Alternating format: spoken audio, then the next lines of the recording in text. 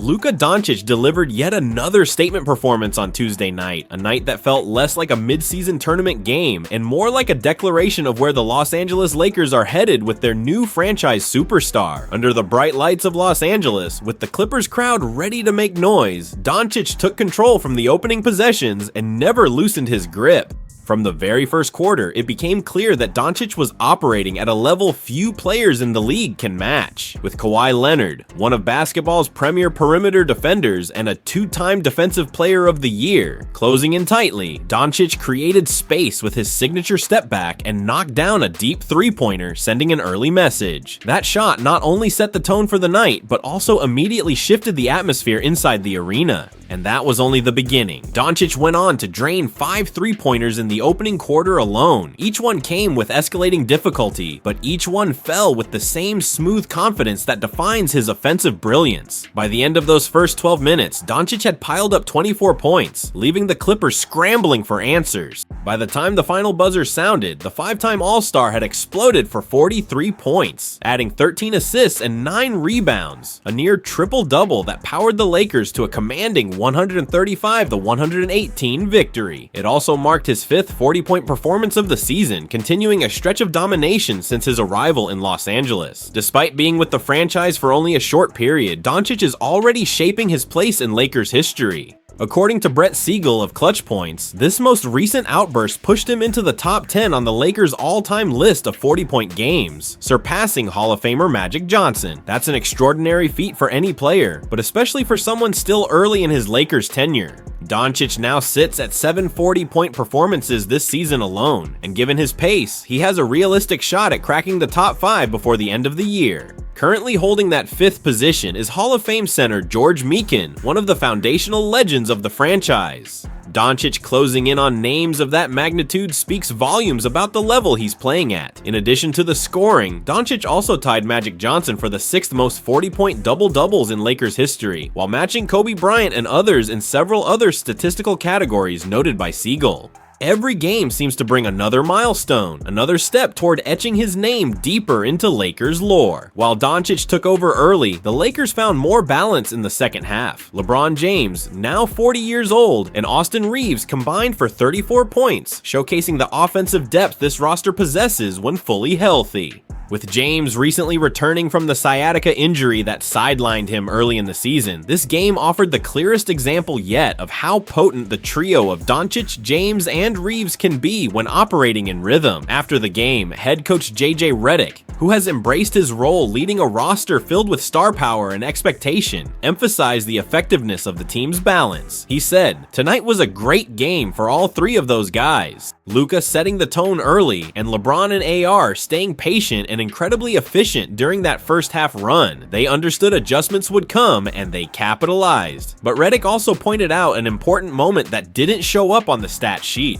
a moment that speaks to the internal chemistry forming within this group. Late in the 4th quarter, Clippers guard Chris Dunn shoved Doncic from behind in a moment of frustration. Doncic turned to confront him, but before the situation could escalate, Lakers center Jackson Hayes immediately intervened, pushing Dunn away and defending his teammate. Hayes received a technical foul, while Dunn was ejected, but for Redick, the response demonstrated something meaningful about the group's unity. Redick explained, "We highlight that stuff all the time. Whether it's celebrating a teammate's shot or multiple guys running to help someone up, those actions show the level of care these guys have for one another. Tonight was another example of that. Moments like that, combined with Doncic's brilliance and James's leadership at age 40, are giving the Lakers a renewed identity built on chemistry, toughness, and a clear sense of collective purpose.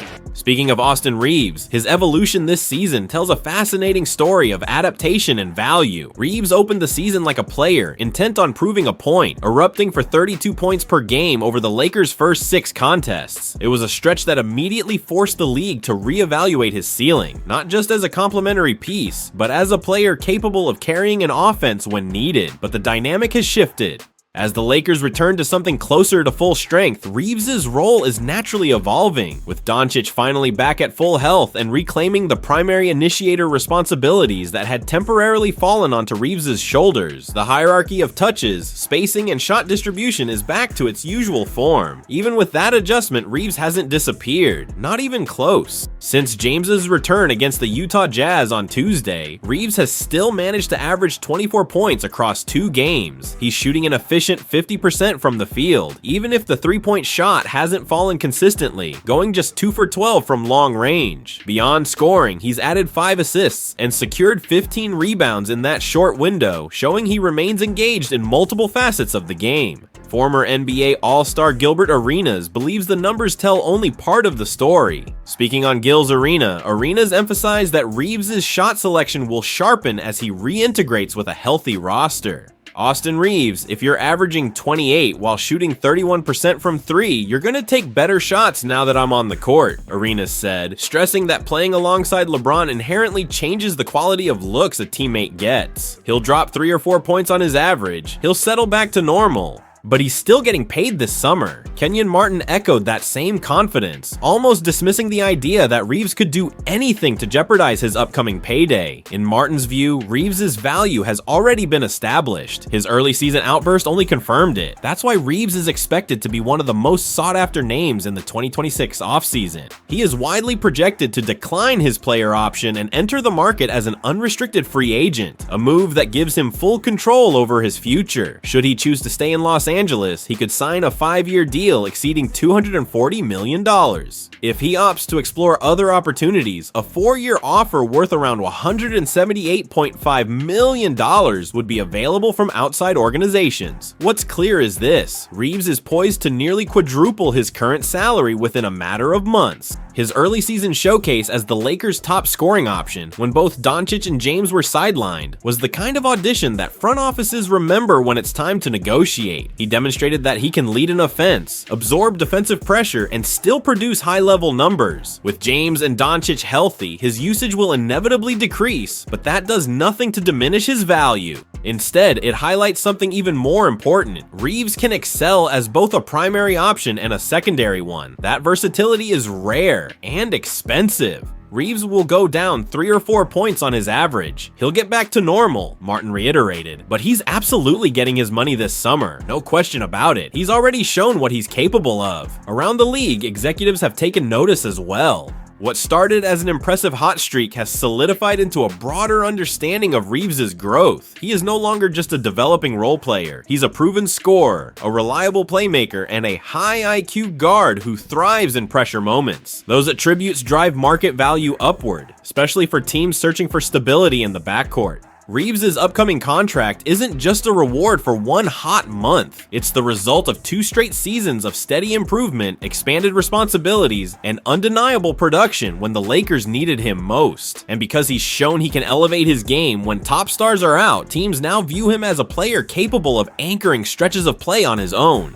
While Reaves prepares for his financial future, the Lakers front office is making moves to strengthen the present. A new trade projection is gaining momentum around the league, linking Los Angeles to a potential reunion with one of the most reliable two-way players of their recent era. A former University of Georgia standout, a proven $66 million 3-and-D wing, and someone LeBron James trusted during their championship run. The move, connected to ongoing conversations between the Lakers and the Memphis Grizzlies, could bring Kentavious Caldwell-Pope back to LA at a moment when the franchise is under enormous pressure to build a contender right now.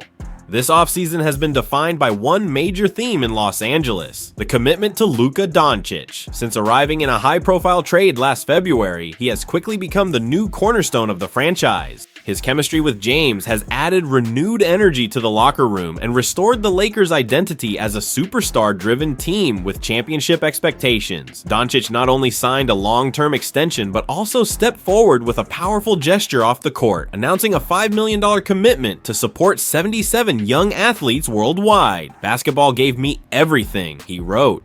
"I'm lucky to be able to give back and help the next generation chase their dreams." That message resonated across the organization, a reminder that Doncic isn't just a superstar, he's a long-term pillar. But inside the Lakers front office, the reality is more urgent. While Doncic secures the future, James remains the heartbeat of the present. And with James entering the final stretch of his legendary career, the team understands that the window to add one more championship is narrowing by the season. Balancing the priorities of a 26-year-old superstar and a 40-year-old icon is a delicate challenge. And both stars have made one thing clear: they want to compete for a title right now. Reporting from CBS Sports emphasizes this urgency. Luka Doncic being just 26 gives the Lakers a far longer timeline to build a championship team, Jasmine Wimbish explained. But Luka Doncic told Rob Pelinka and head coach JJ Redick in May that he's not interested in the slow approach. In other words, the Lakers don't have the luxury of patience. Not with Doncic pushing for immediate relevance and LeBron still capable of elite play.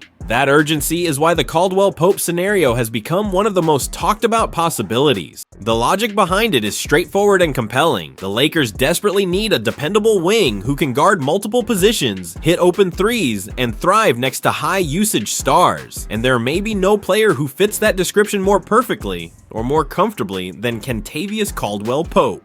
As Jacob Rude of Silver Screen and Roll noted, KCP eventually became one of the best role players in the league, starting with the Lakers' 2020 title team and carrying through his years in Denver. He's the type of player who doesn't need the ball, understands spacing, defends at a high level, and blends seamlessly into lineups built around superstars. Rude added, even if his game has dipped, he's still a 3-and-D wing, and you can never have too many.